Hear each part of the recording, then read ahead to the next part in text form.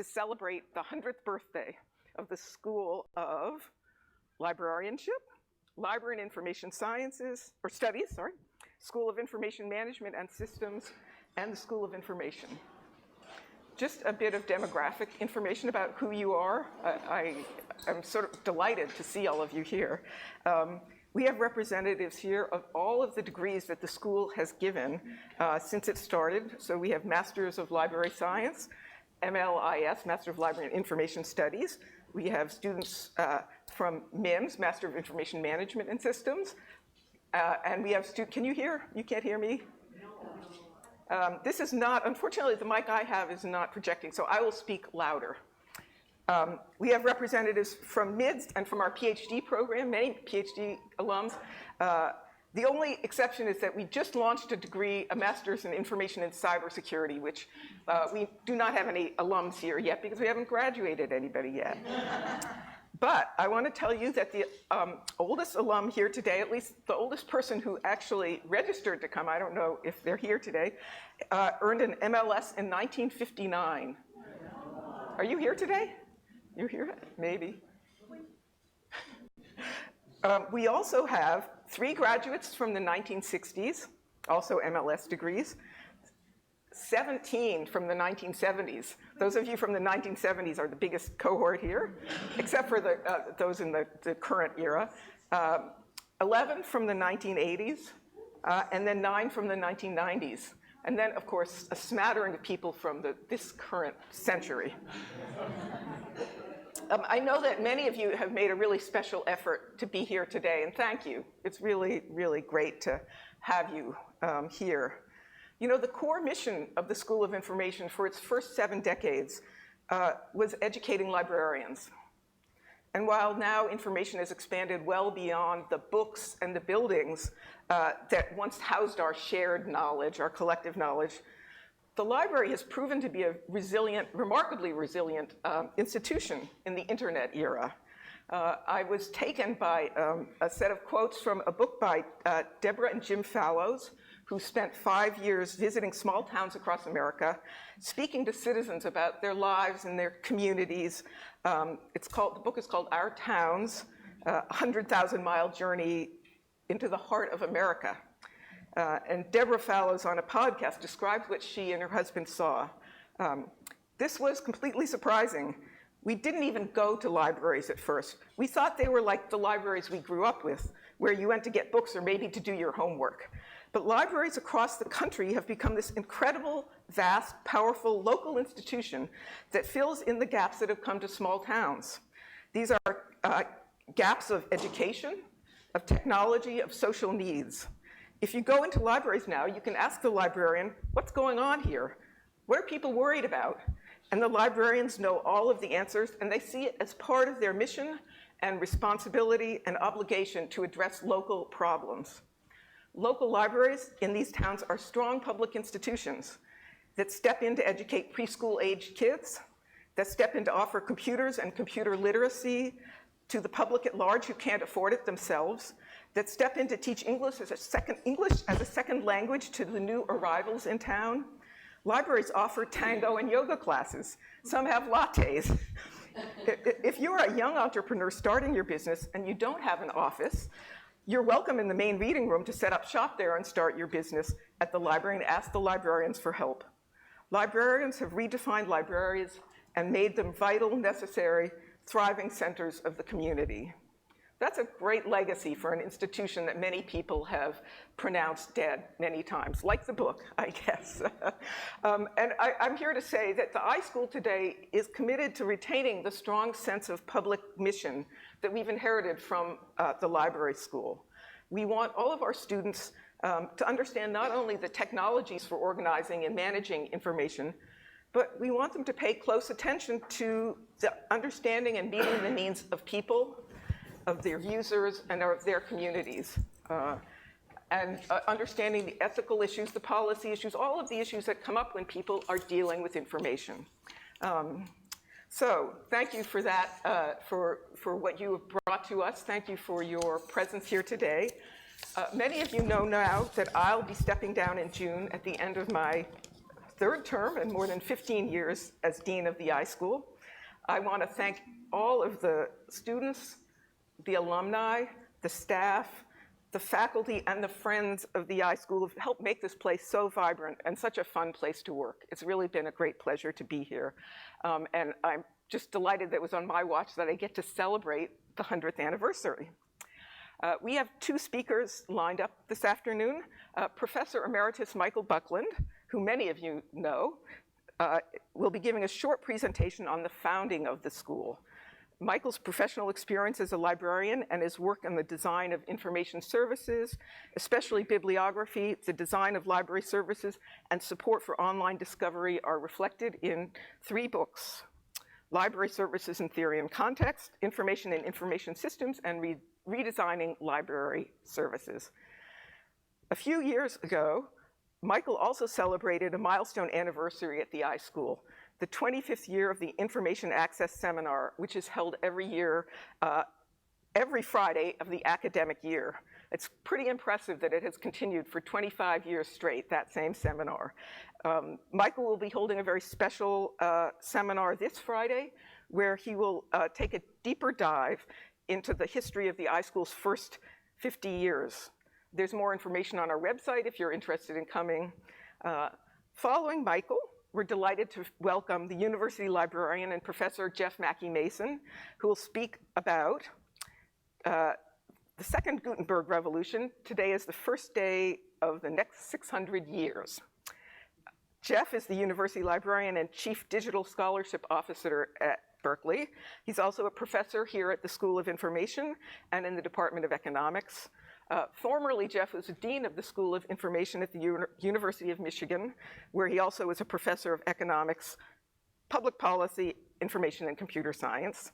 And he's founding director of the Socio-Technical Infrastructure for Electronic Transactions research program. Jeff is passionate about public universities, where he spent his entire career. But before I hand this over to Michael, I want to ask you to make a birthday gift to the School of Information in celebration of its 100th year.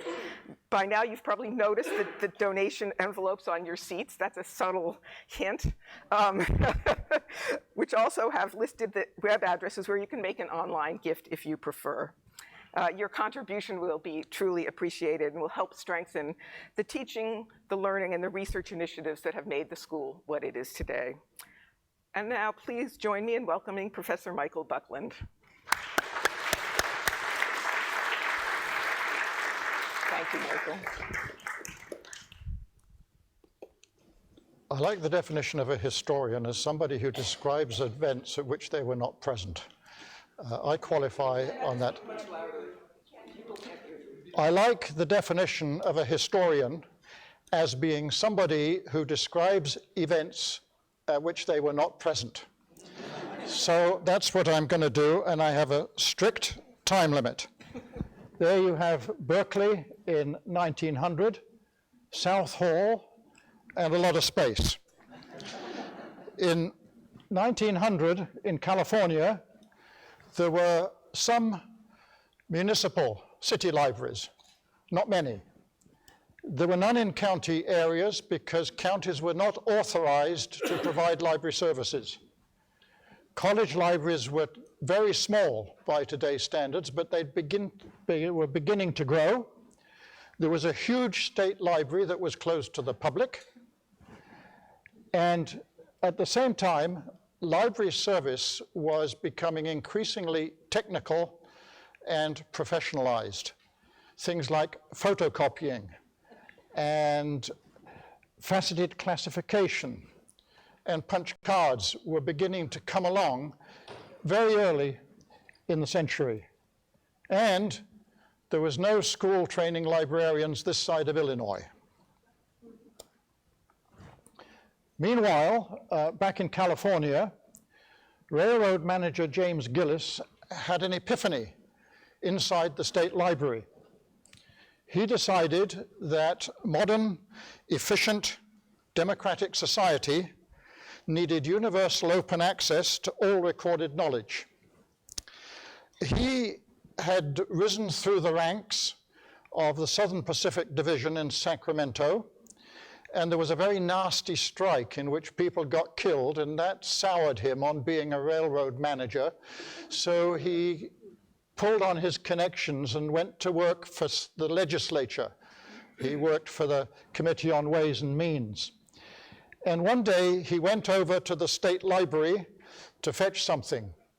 He wandered in, and this was this enormous library, the second largest state library to New York, and there was nobody there. He saw no staff, no readers, this rich collection. And he had this idea what an engine for social progress this resource could be, if only it was done right. So in the days of patronage, he got himself appointed state librarian, and there was an absolute tidal wave of innovation. He wanted to connect everybody in California to resources everywhere, including the Library of Congress. The slogan was a unified, free, public library system. So he starts planning. There were a lot of problems, including lack of legislative authority for the counties, for example. Plan A was to send boxes of books to remote places by mules and sledges and however. This was nice, but it was clearly not enough, and it was expensive. So he experimented with a larger collection. And the first of the larger collections was placed in a secondary school in Elk Grove, where the principal was called Harriet Eddy, a very intelligent, well-educated young woman who joined her family in California. And she understood the possibilities. As she explained in her memoirs, if a local farmer was learnt to be thinking about planting alfalfa, she and the students would find a book on alfalfa growing and take it to the farmer. This was what she thought public library service should be. It wasn't long before she wrote to State Librarian Gillis and said, "I need a bigger collection." So Gillis looked into it and was so impressed by what she was doing that he persuaded her to give up being a principal and come and work at the state library to help him get county library services organized. She had a charismatic style. She could persuade anybody to do anything. She explains how you do this. The first thing is you go to the county and you visit each member of the Board of Supervisors in their home, so they know what's going on. Then you approach every identifiable PTA, farm grange, temperance society, and you get them all to pass resolutions. Then you take all that back to the Board of Supervisors. In about 5 years, she had county library services going in 40 counties.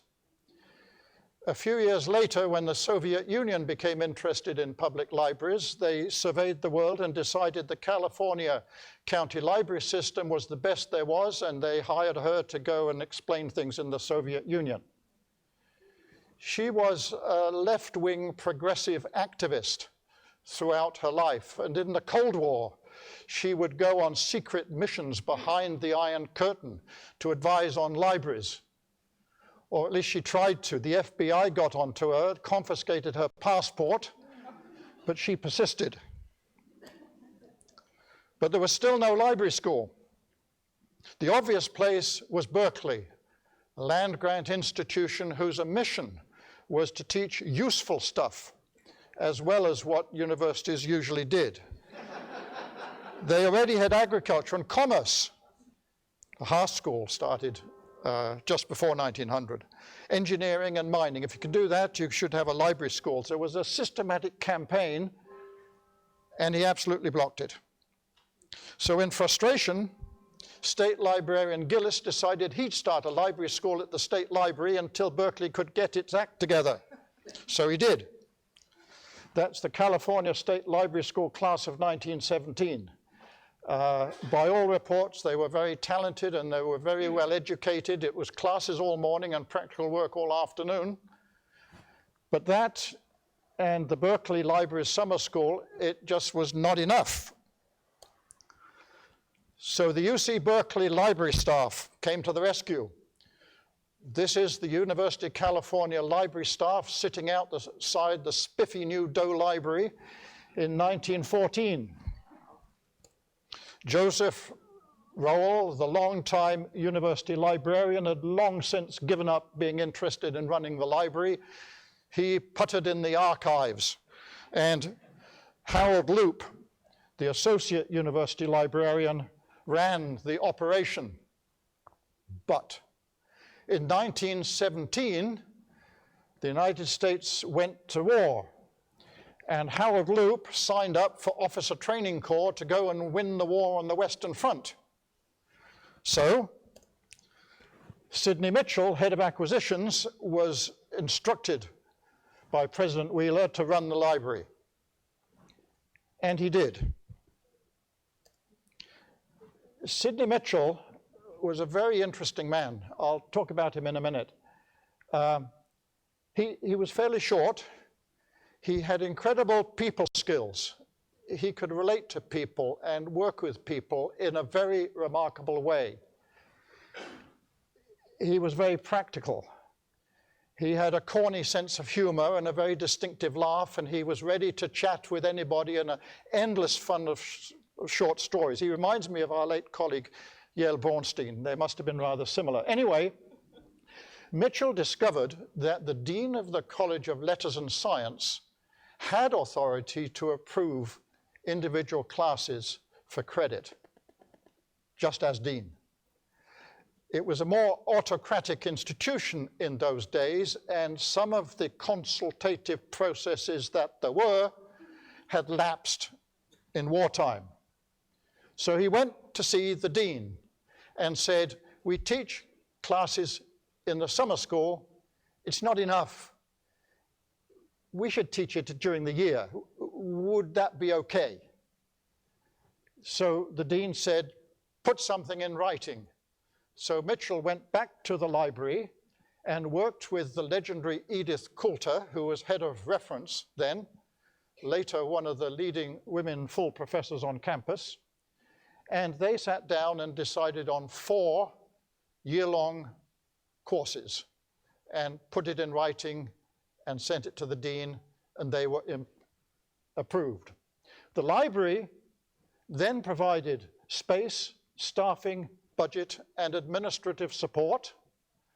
The library staff did the teaching, helped by local librarians and people assigned from the state library.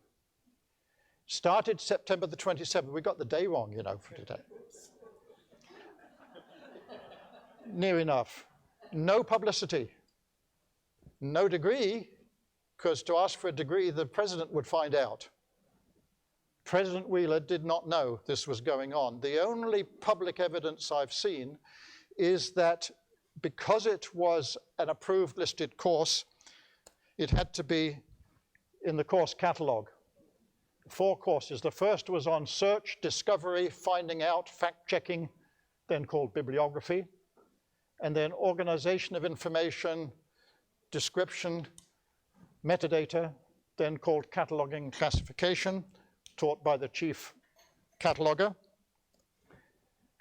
and then followed up by library administration, which includes some kinds of technology, and extension. In those days, extension was a broad term for innovation, expansion, publicity, good new stuff. And then everything you could possibly want to know and more about the principal information resource, which was printed books, in a way that's hard to imagine now, and selection. Mitchell wanted to retire, but he was persuaded to stay on through the Second World War. And then J. Perriam Danton became dean. He was very different from Mitchell. He grew up in Beijing, China, where his father taught German at a liberal arts college on a former palace and gardens of the imperial family. It's now Tsinghua University, the MIT of China. So he grew up there and didn't come back to the United States until he went to college at Oberlin. And then he went off and spent a year at the University of Leipzig in the twilight of that university's period as one of the great universities of the world. He got the school expanded, many more students, a larger budget, an academic emphasis. That's an understatement. And from then on, faculty were expected to have PhDs. And after an inordinate struggle, he got the campus to approve doctoral degrees. He wanted a PhD. The campus thought it should be a Doctor of Library Science. The compromise was you get both, and then there weren't, any students. Then Ray Swank became dean. Now, he was more like Mitchell. He had people skills. He had a lot of insight. He put himself through college playing saxophone in dance bands and had a very broad, talented life. He was one of the first people to use bibliometrics in his doctoral dissertation in the 40s. The most important thing he did was to broaden the disciplinary basis of the faculty. He hired, as faculty, people who had deep, significant, relevant expertise, but not much or any library background. He knew that the long-term strategic consequences of this was going to be huge over time. His colleagues didn't understand this. He did. He told me so. It was helped along by generous federal funding. Suddenly there were lots of doctoral students, some of whom are here now. He got the state-funded multi-campus research unit going, and what was referred to as information science blossomed. It's sort of the more interesting ideas of library science expanded and dug into and explained more widely. And the school finally moved from Doe to South Hall after 50 years. That must have been a kind of a golden period for the school. There's one of the graduates there, Howard White, and Marcia Bates. There are other people who can vouch to that. So after that, deans came and went, faculty turned over, the campus administration blew hot and cold. But I just wanted to mention 1974 Graduate Council review of the school, which mandated that it become somehow an information school, including library science. I put some notes and sources up on the web at that link, and my 10 minutes are up. Thank you.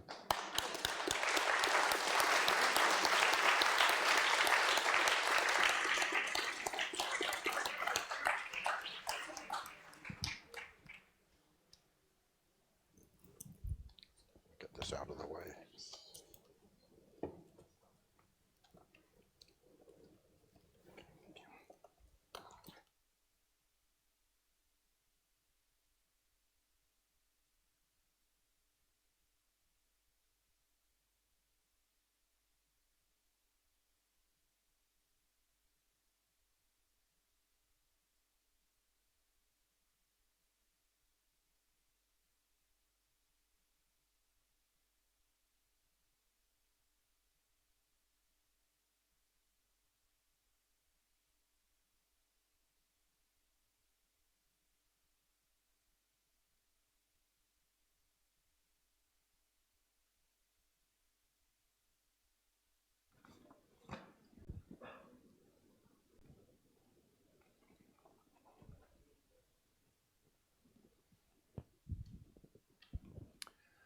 Right.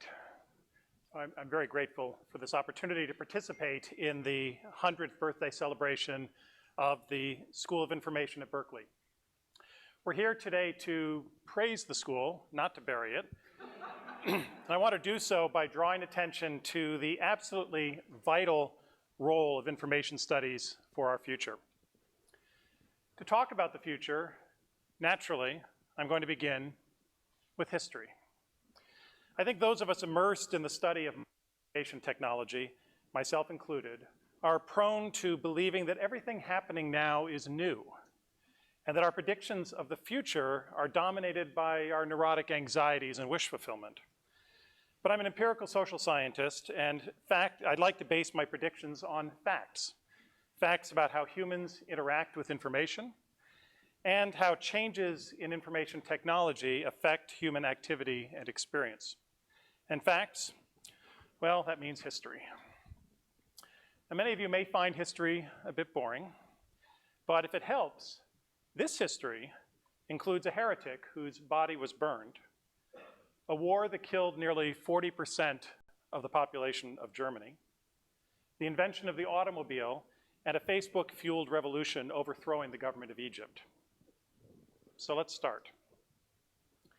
John Wycliffe, a Catholic priest and a professor in Balliol College, Oxford, retired to a quiet village in Leicestershire. I want it to be black. Oh, thank you. Yes, I do. Thank you. Wycliffe retired to a quiet village in Leicestershire in 1381. He had a stroke on the 28th of December, 1384, and he died on the very last day of that year. May he rest in peace. But he wasn't allowed to rest in peace. 4 years later,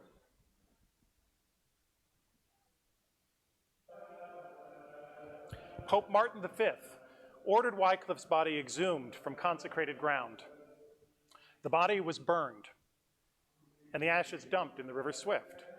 The priests burned any copies of his books they could find. So why all of this hullabaloo? And why should we care today? Because Wycliffe is one of our early information martyrs. He's a hero in the pantheon of informationists.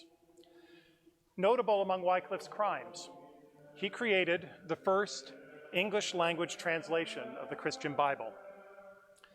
That challenged the church-approved Latin translation. Wycliffe had the radical idea that common people should be able to read Scripture to themselves, in their own vernacular, to form their own opinions about it, rather than rely solely on the priests to instruct them. He challenged the papacy, and many ideas that he advocated later became central to Protestantism. But really, Pope Martin V need not have bothered. Wycliffe was a failure. His English language Bible was handwritten by scribes. A few copies were made. A few people read it. Nothing happened. About 90 years later, an unknown German friar wrote a critique of the Catholic Church. His name was Martin Luther. He wrote his 95 Theses as a handwritten letter to his archbishop, protesting the sale of indulgences and other church practices. The response? Pretty much a big yawn. They patted Luther on the head and told him to say a few more Hail Marys. But 3 months later, something magical happened. Students and others from across Europe streamed to Wittenberg, and the Protestant Reformation began. What was the difference between Wycliffe, who failed, and Luther, who unleashed a force that forever changed the governments and religions and national boundaries of the Western world? To paraphrase the wonderful Wizard of Oz, why anybody can have a dissident brain, but you, Luther, have one thing others did not: a printing press. Indeed, after his failed letter to the archbishop, some of Luther's friends used the recently invented printing press to print multiple copies and distribute them. The rest, truly, is history. In this and many other ways over the next 100 years, Gutenberg's printing press enabled and even caused the Protestant Reformation, and the world changed profoundly and permanently. But the effects of the printing press were even more profound than just the Protestant Reformation. As historian Elizabeth Eisenstein has shown, the printing press shaped and enabled the Renaissance and the scientific revolution as well. Yes, indeed, a simple information technology that we take for granted today enabled and shaped the Protestant Reformation, the Renaissance, and the scientific revolution. It changed forever politics, religion, science, commerce, education, health. Wow. Really, could there be a more impressive list of the greatest transformations leading to modern civilization? These social transformations, played out over several hundred years, caused most major social and government institutions in the West to fall or be radically transformed. The Catholic Church was the most powerful kingdom. No more. Feudalism, manors, and serfs were the basis of the economy. They gave way to merchants and trade. Society was governed by small, local kingdoms. No more, to be replaced by the durable nation-state. Democracy was invented and took root. Superstitions had been the basis of science and medicine in the Dark Ages. Post-Gutenberg, modern science was created, enabling rapid advancement of humankind through understanding of our bodies and minds, and through our ability to transform the world around us and build ever more powerful technologies. And of course, as with any revolutionary social change, wars were fought over religion, over technology and resources, and these wars became ever more devastating. Indeed, the 30 Years' War emerged from the Protestant-Catholic conflict of 1618 and devastated Europe with about 8 million deaths, including killing nearly 40% of the German population. So how did Gutenberg's information technology enable such radical transformations? Gutenberg's press changed the world through two technological advances that are easy to comprehend. It significantly lowered the cost and increased the accuracy of reproducing information. That is, it vastly multiplied the number of people with access to accumulated knowledge and made that information more reliable by reducing copying errors. So what? Well, these advances enabled and shaped the Fourth Renaissance.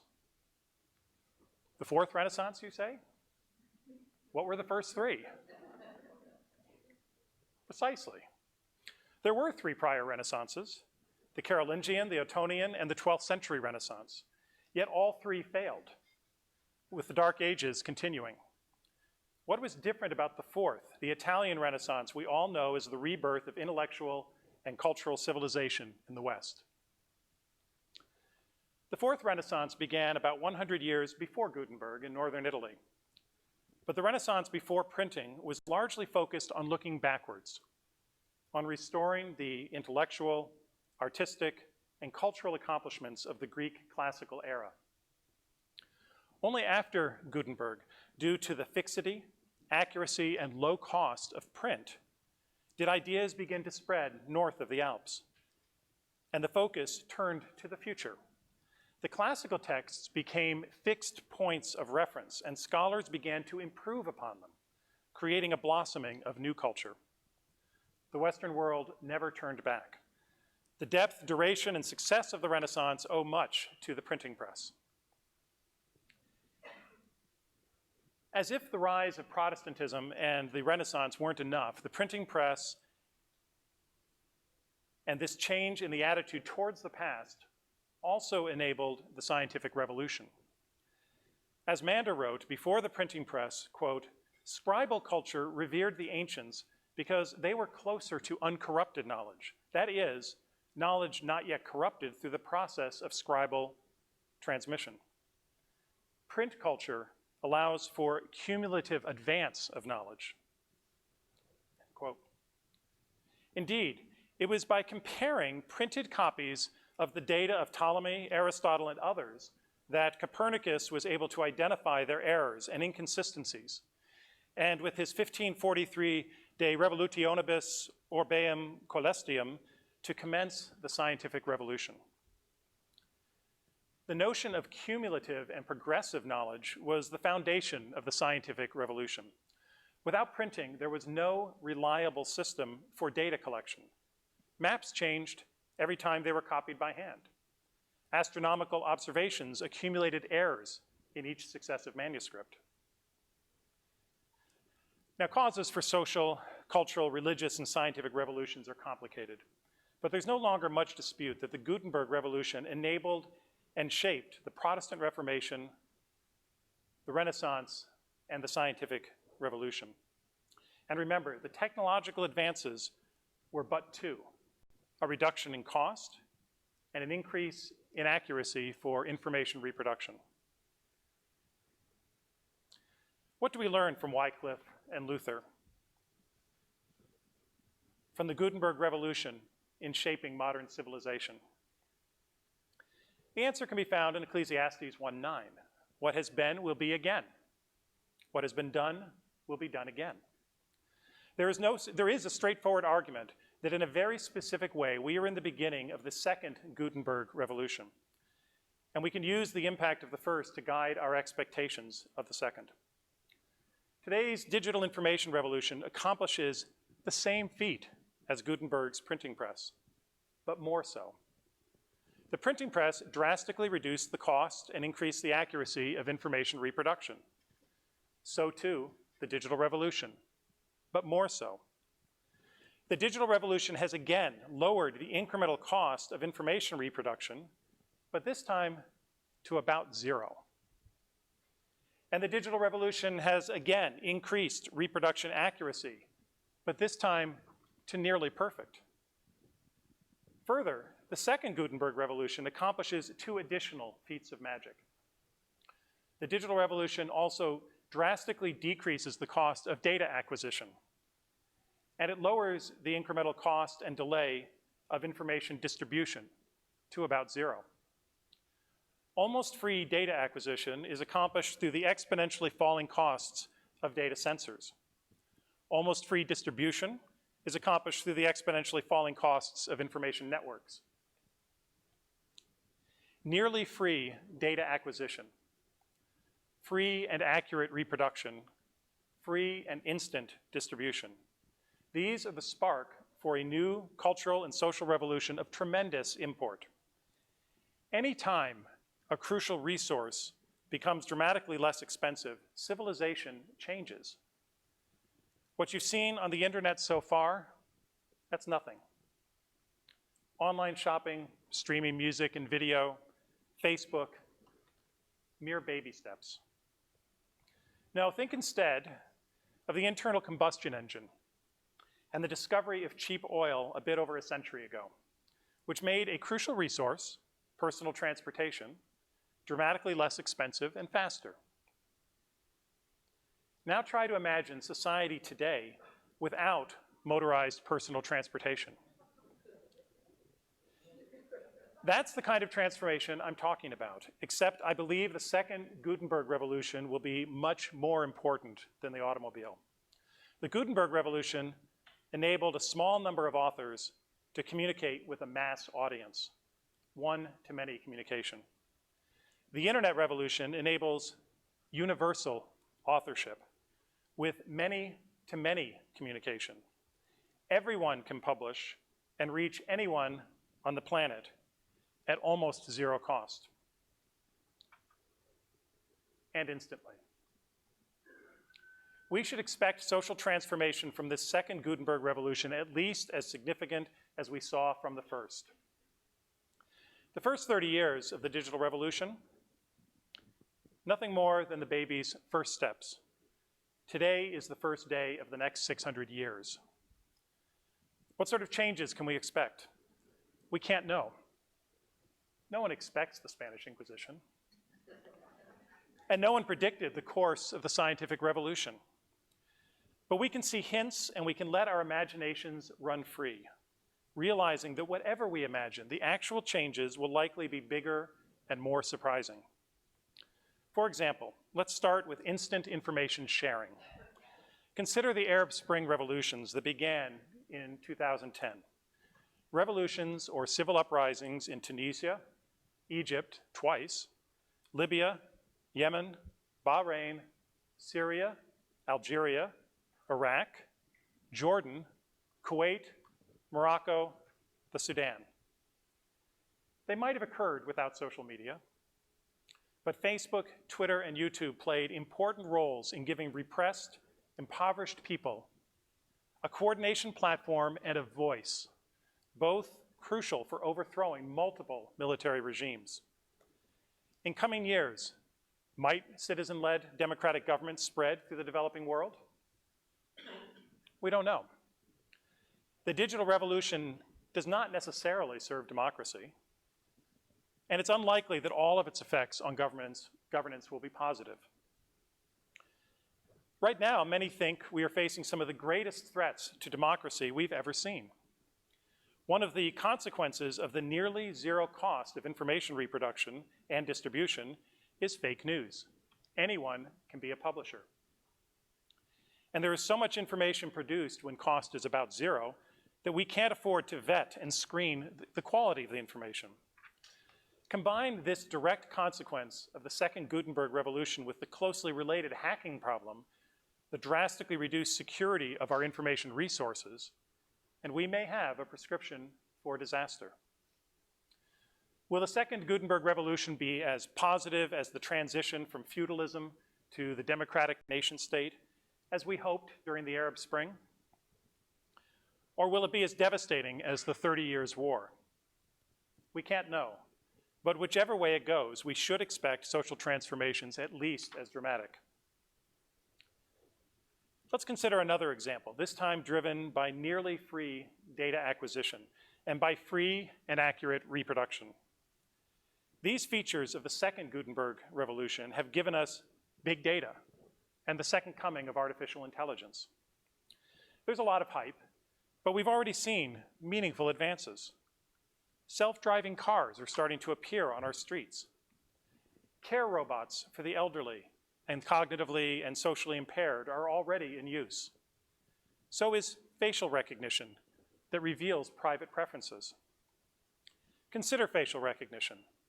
A Stanford study last year found that with one photo, standard facial recognition plus machine learning software could accurately categorize 81% of subjects as gay or straight. With 5 pictures, this gaydar system accurately identified the sexual preferences of 91% of men. Meanwhile, Walmart and Lowe's have deployed facial recognition technology in their stores to detect unhappy shoppers and to detect likely shoplifters before they commit a crime. Consider care robots. Robots now help the infirm perform physical tasks. They also provide emotional support. Maya Matarich at USC has obtained positive results for children with autism and for patients with Alzheimer's. Social interaction with human-like robots increases motivation to change behavior. As Matarich says, it makes people lose weight. It makes people recover faster. But like online retail, these examples are just baby steps. We're just starting to figure out how to study and teach data science and the second generation of AI. The enormous transformative impacts of this revolution are still ahead of us. As we move towards the singularity, when machine intelligence passes human cognitive ability and intelligent machines become integral parts of our society, might we expect changes to our civilization as dramatic as the Renaissance and the scientific revolution? I believe the answer is yes. Olivier Diens of McGill University urges us to think beyond the acknowledged, the comfortable, and the recognized. As he puts it, like raising our human children, quote, we need to educate humans to educate, mentor, train, and civilize machines, so that machine intelligence grows, matures, and learns to respect humanity, the environment, dignity, and justice. The first Gutenberg revolution ushered in 600 years of social transformation that brought civilization from the Dark Ages to the 21st century. Humans experienced radical transformation in culture, science, religion, politics, education. The Renaissance, the scientific revolution, the Protestant Reformation. We are in the infancy of the second Gutenberg revolution, This fundamental revolution in information technology repeats and amplifies the effects of the printing press by increasing the accuracy of information reproduction and by driving the costs of information reproduction down, but this time to near zero. And it does even more. It lowers the distribution time to zero and it reduces distribution cost, also to zero. Given the centrality of information use and communications to human civilization, we should expect these even more radical changes to have at least as great effects as the first Gutenberg revolution. We are at the very beginning of the next 600 years of radical transformation. And so, what is the role of an iSchool? There's no better time to be an information scientist. There's no better time to be educating the next generation to think critically about human interactions with information and its technologies. Massive social transformations are difficult and dangerous to traverse. Lives will be ruined. Political systems will be broken. We need to bring human wisdom to bear from any and all disciplines if we want to shape these changes to improve the world in which we live. With vastly more information and greater abilities to manipulate it will come great power. It's the mission, the opportunity, and the privilege of information scholars and educators to help ensure that this great power develops in ways that respect human dignity and advance human welfare. So buckle your seatbelts. It's going to be a hell of a ride. And that brings me to the end of today's thoughts on the next 600 years. Thank you.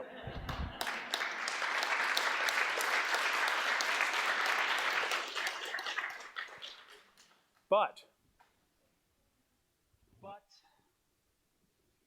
there is one more thing. Just one more thing. Anno Saxenian, the second dean of the most recent evolution of the school, has announced that this will be her last year in that role. Anno, please join me. Yes. Oh, thank you so much. Thank you. Those are gorgeous. Don't go.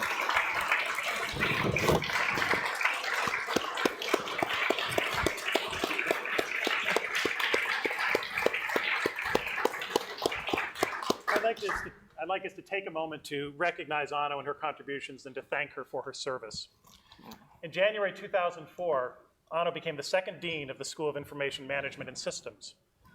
During her nearly 15 years as a dean so far, the student body has grown from fewer than 100 to over 700 students. The school has more than doubled the size of its faculty and PhD program. It's introduced 2 new degree programs, 2 cross-campus interdisciplinary research centers.